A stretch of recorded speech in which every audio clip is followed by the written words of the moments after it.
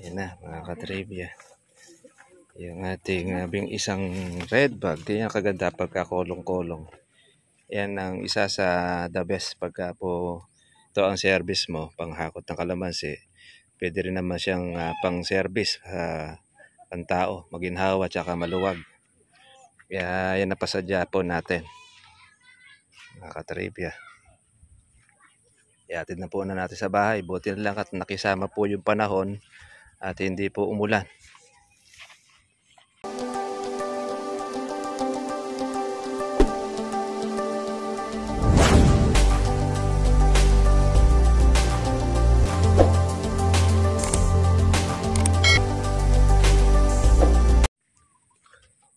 Ito mga katrivia, tinuloy na po natin yung ating pitas. Yeah. Meron na tayong 10 red bag pa. Pitas ng ating mga kasama na namimitas pa. Ha? Okay, mapakuha muna natin. Pag napitas na isang hulyan, pwede pa natin makuha yan. At least yung mga importante itong baba. Hindi pa naman siya loaded. 5 kilo. Oo.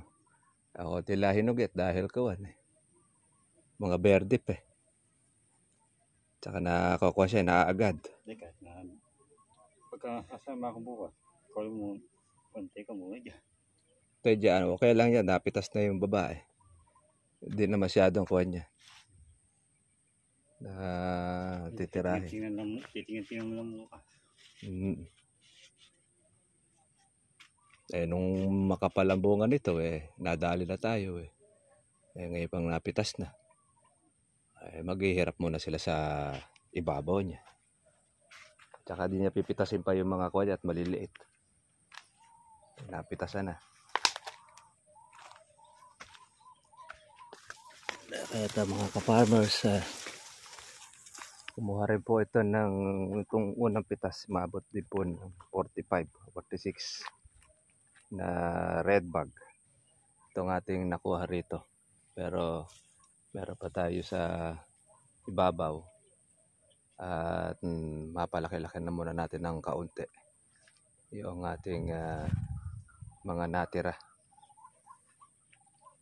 Malaking bagay na po yung nakuha na po natin, majority, para po labasan ulit ng panibagong bulaklak. Dahil after po ng ating mapitas ito, lalagyan po natin ulit ang ating pataba, ating organic fertilizer, para yung pumpansunod nito ay mabilis lumaki, mahabol-habol pa mga katibya po sa presyo. Maganda na rin po mga farmers po yung presyong 500. At swerte na rin po natin yan dahil wala naman po tayo masyadong alaga po dito sa ating kalamansi na ito, kundi bunga po ng ating patubig tsaka po ng pagsabog natin ng pataba. Hindi na po natin ito in-spray gaya po noong nakaraang tag-araw, at bunga na lang po siya ng ating pagkapatubig. Pero ganun pa man, meron pa rin po siya mga bulaklak. Yan ang kagandahan ng organic, matagal lang gusar.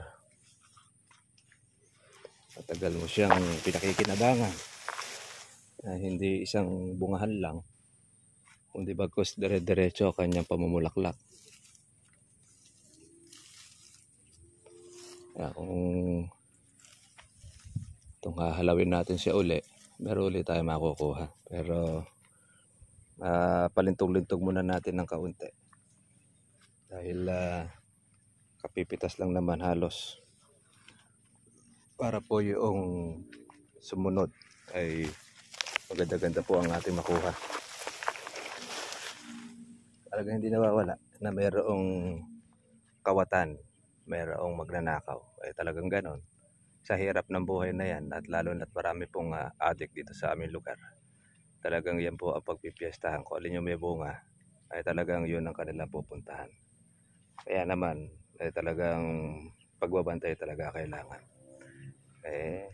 Ang kadalasan lang talaga, ang binabantayan po dito sa amin, yun lang talagang may-ari, yung tagapagbantay. Pero pagka nalingat, ayun, tsaka papasok po ngayon ng mga kawatan o yung daga. Pero ganun pa man, ay ipagpasalamat natin sa taas dahil marami pa naman po mga natira na bunga ng ating kalamansi.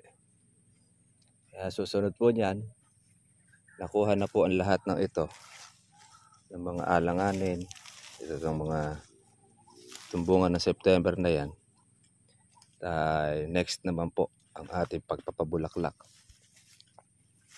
Dahil tuloy-tuloy na po yan hanggang December. Siguro mapapatlangan ito ng November kasi kukunti ang ating pang November. Yung mga maliliit na mga buko. Kung kasi marami siyang naging bunga ng itong August at itong pang September. Yung ating November medyo mapapatlangan. Pero yung ilalabas ng bulaklak natin na ito pang January na. Tapos yung mga bulaklak na ito, yan naman po ang ating pang December. Siguro matapos-tapos ang December yan. Pero hindi naman tayong mga pang November,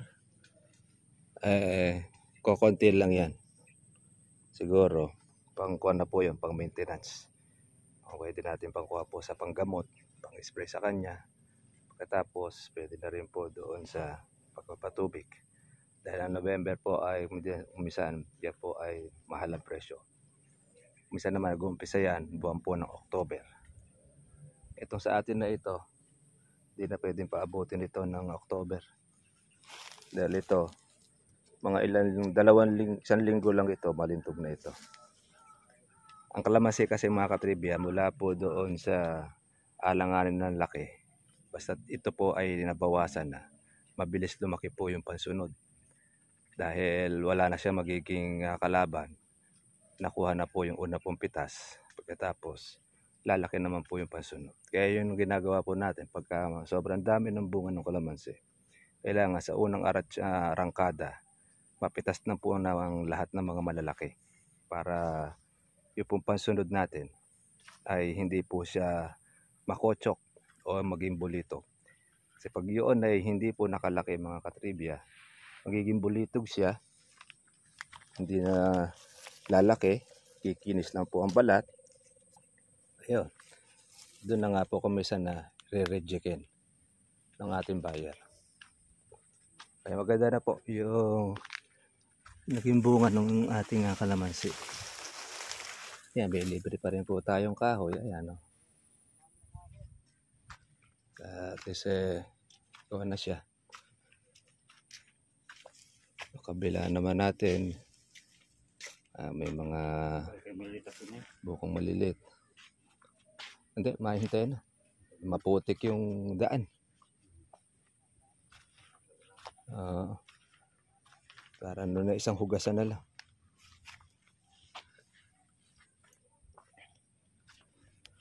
Ayan, o. Kaya sumasalaki na rin po talaga mga insekto. Pero may buo naman tayo. Yan, buo. Tapos ito yung punggos. Yan, o. Yan yung kusang tinutuyo ang kalamansi. Kapag tinamaan na po ng punggos, kusa na siyang namamatay. Kaya pagka panahon po ng ganyan nag-uulan, tapos nag-aaraw na ganito, lumalabas po ang mga punggos. Mayroon naman pala tayong mga bukong mga maliliit na pang November. Hindi lang siya ganun karami.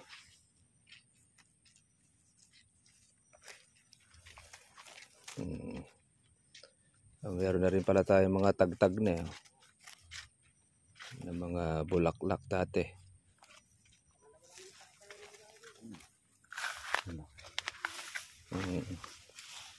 Ayan, ayun yan, pagkakawal makilak lumintog-lintog yan eh.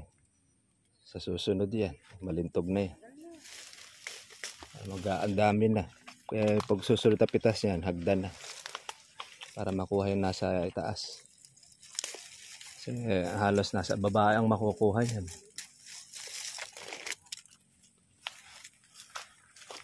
Bali na kukuha na pala ngayon, ano, na sadsad na lahat. Halaw na lang. Takatapak tayo ng langgam.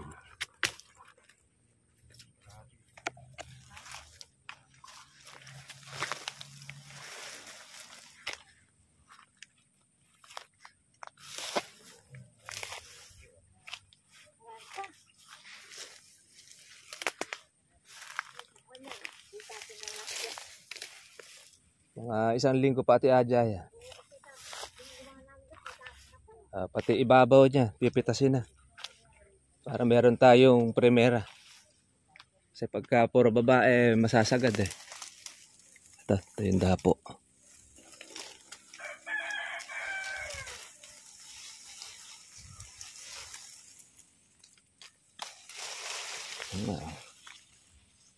Nakakakuha pa itong dapo na to. Yan ang malakas na kumitit ng kalamansi.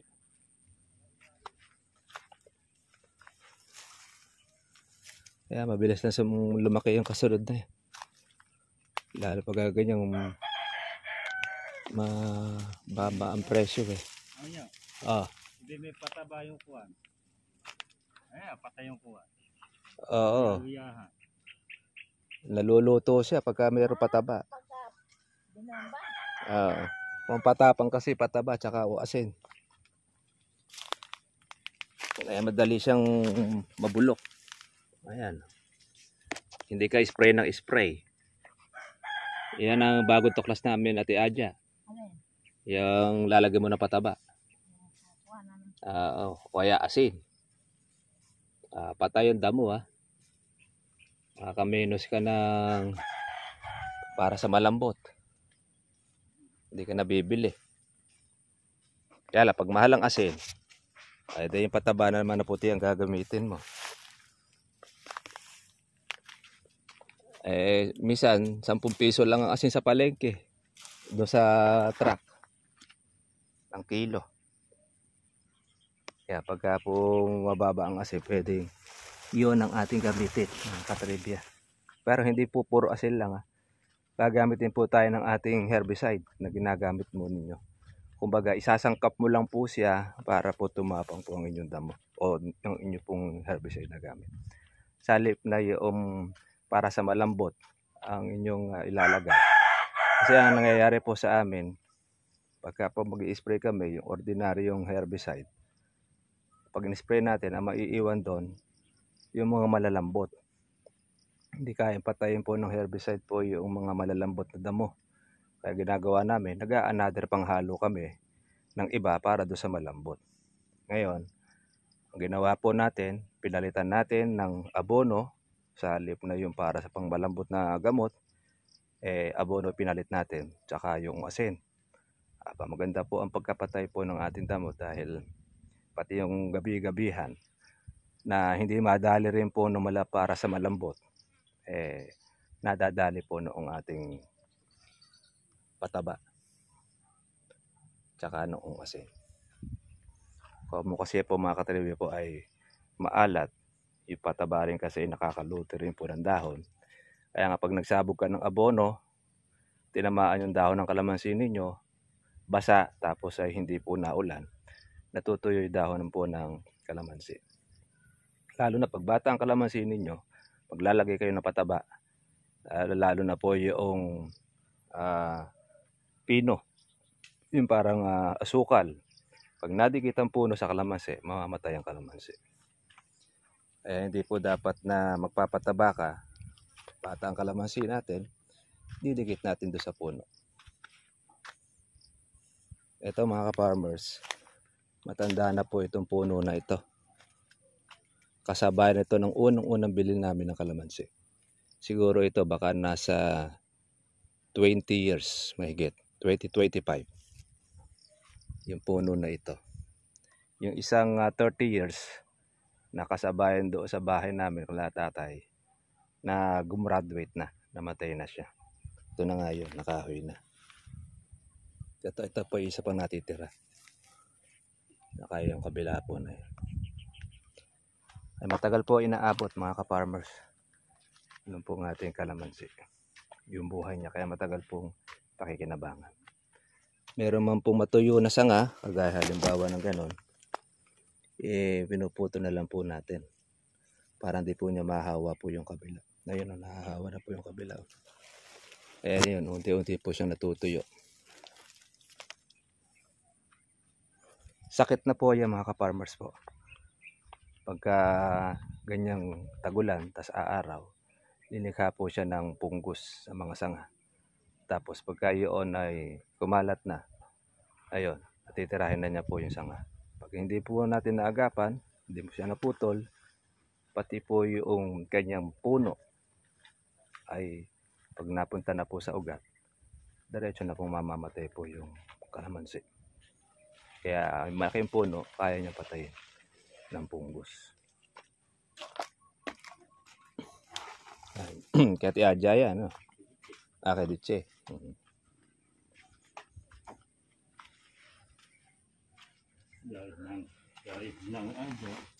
Tapos na siya. Bale, ito lang ito pinupuno. Natulungan mo siya. Para siya makadalawa rin. Natulungan mo siya. Para makapuno. Wow. Sa 10 red bag natin. No? Ito, panlabing isa. Hindi, dalawa pa. Dalawa. Pang kwanto? Pang siyam. Pang siyam ito lang ang kilo. Nasa 5 kilo lang. Yung hinog.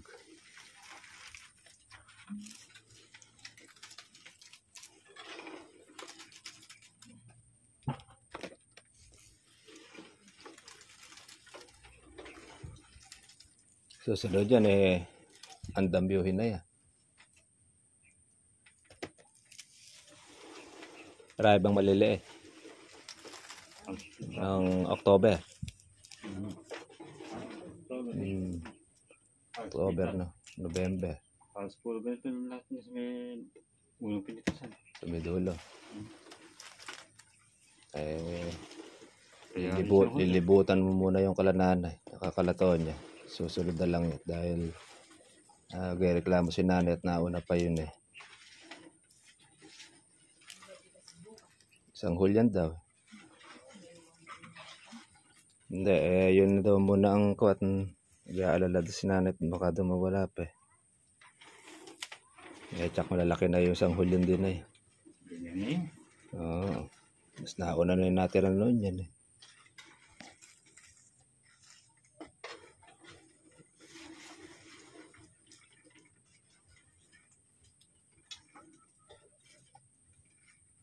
Okay, naisip mo ng tali na yan. Ginhawa. Ginhawa kaysa nga naman sa meron ko. Meron sagkuan pa.